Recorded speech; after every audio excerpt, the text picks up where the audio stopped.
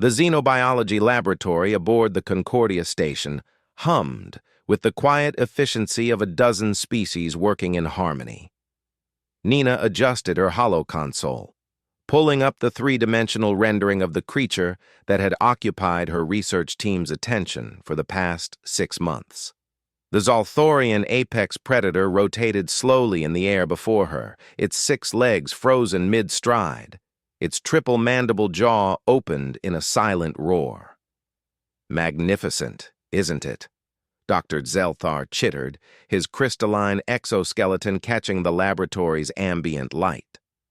The Kashari scientist had devoted 40 years to studying extinct predator species across the galaxy. The apex of evolutionary perfection on Zalthoria Prime. Nothing could stand against it.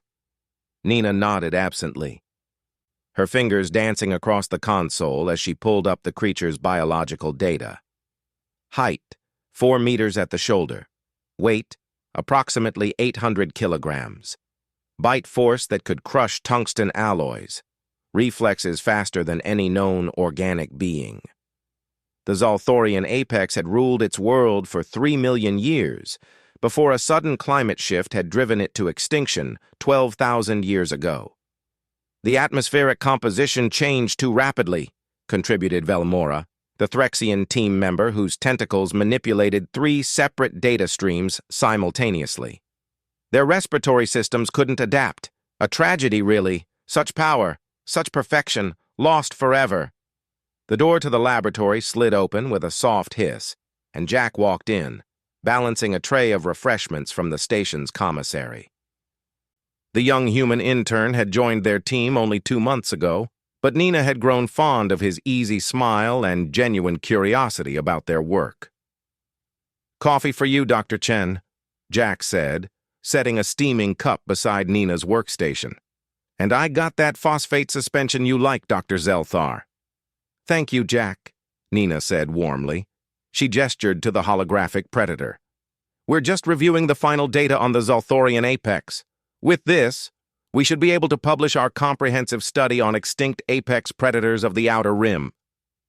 Jack set down the tray and moved closer to the display, his eyes widening as he took in the creature's imposing form. He walked around it slowly, examining it from every angle. The creature's armored hide, its razor-sharp claws, its sensory organs that could detect electromagnetic fields and thermal signatures from kilometers away. "Wow," Jack breathed. That's really something." "Indeed," Dr. Zelthar said with obvious pride. "This creature represents the pinnacle of predatory evolution. In all our studies across 400 worlds, we've found few species that could match its lethality. It hunted in packs, used tactical coordination, and showed problem-solving abilities that rivaled sentient species. The Zalthorians who evolved after its extinction still tell legends about these creatures. They called them the Korvath, the unkillable ones." "Fascinating," Jack murmured, leaning in to examine the creature's jaw structure. "What kind of environment did they live in?" Velmora pulled up a holographic reconstruction of ancient Zalthoria. Dense forests with trees reaching hundreds of meters into the sky, deep canyons and cave systems. Mountainous terrain, primarily. They were ambush predators, though capable of sustained pursuit when necessary. Their visual acuity was extraordinary. They could see in almost complete darkness. Jack nodded slowly, his expression thoughtful. Then he pulled out his personal communicator. "This is incredible research, really. But, would it be okay if I called my grandpa? He hunted these." The laboratory fell silent. Nina blinked, certain she had misheard. "I'm sorry, what?" "My grandpa," Jack repeated casually, scrolling through his contacts. "Jack Morrison Sr., he did big game hunting back in his youth, spent some time on Zalthoria about, 30 years ago, before it was a protected world. I think he's got a Korvath head mounted in his den back on Earth." Dr. Zelthar's crystalline body went completely still, a sign of profound shock in Kashari physiology. That's That's impossible. These creatures went extinct 12,000 years ago. Oh no, that's a different species, Jack said, squinting at his communicator screen. The Korvoth weren't extinct. They were just really rare by the time humans found Zalthoria. Conservation efforts have brought the population back up to sustainable levels now. They're actually doing pretty well in the nature preserves. Ah, here we go. He tapped the screen. Calling Grandpa now.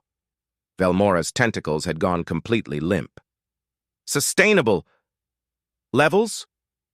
The holographic display flickered to life, showing an elderly human man with weathered features and sharp eyes. He was sitting in what appeared to be a wood-paneled room, and behind him, mounted on the wall, was the unmistakable head of a Zalthorian apex predator. "Jackie, good to hear from you, boy. How's that fancy space station treating you?" "Hey, Grandpa. I'm good. Listen, I'm here with some xenobiologists who've been studying Korvoth. The one behind you, actually. They're, pretty excited about them." The old man chuckled. "Well, tell them they were a hell of a hunt. Tracked that big girl for 3 days through the Khazarian mountains. She nearly got me twice. Smart as a whip, those creatures. Had to use infrared baffles and scent blockers just to get close." Nina found her voice, though it came out as barely a whisper. "You hunted it?" "Sure did, miss. Back in '54. Beautiful creature, really. Respect the hell out of them. That's why I only took one. They were endangered even then. Paid for the premium conservation license, made sure my fees went toward breeding programs." He gestured to the mounted head. "She was old, past breeding age. Population control harvest. Still the most challenging hunt of my life." Dr. Zelthar made a sound like grinding glass. "But the bite force, the speed, the pack tactics." Jack's grandfather laughed. "Oh, they're dangerous, no doubt. Lost 2 hunters the year before I went. But humans are persistent, you know? We've been hunting since we lived in caves. You learn the patterns, use the right equipment, stay patient." He leaned forward. "Plus, we're endurance hunters by nature. Those Korvoth might be faster in a sprint, but we can track prey for days if we have to. Wear them down." Nina slowly sank into her chair, her mind reeling. 6 months of research, dozens of papers consulted, interviews with Zalthorian historians about the legendary Korvath, and humans had been hunting them as a challenging but manageable game animal. "Grandpa," Jack said, "would you be willing to talk to my team about your hunt? They'd love to hear about it." "Be happy to, son. Let me grab my journal from that trip."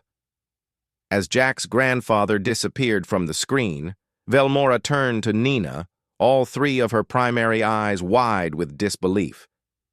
"Dr. Chen, how does your species— I mean—" Nina couldn't help but laugh, a slightly hysterical sound. "I have no idea, Velmora. I honestly have no idea." Dr. Zelthar was still staring at the mounted head visible on the holographic display.